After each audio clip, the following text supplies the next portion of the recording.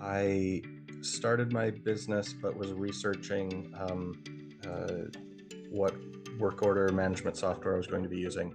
Something that would help me keep costs low, but also offer the features that I would need and thought I would need at the next, kind of next step of growth. And the price was quite competitive for what was there, and yeah, so I knew beforehand that I would be going with ServiceWorks. Yeah, I think a lot of the integration with Marcone is a major time saver. Even if I'm not ordering the parts off of Marcone because of availability issues, that's been a huge time saver. Customer service has always been very good.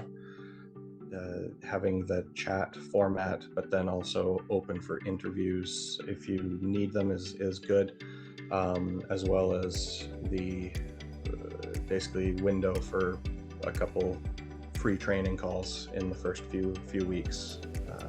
Found that valuable. It's nice to know looking forward that it's very easily scalable.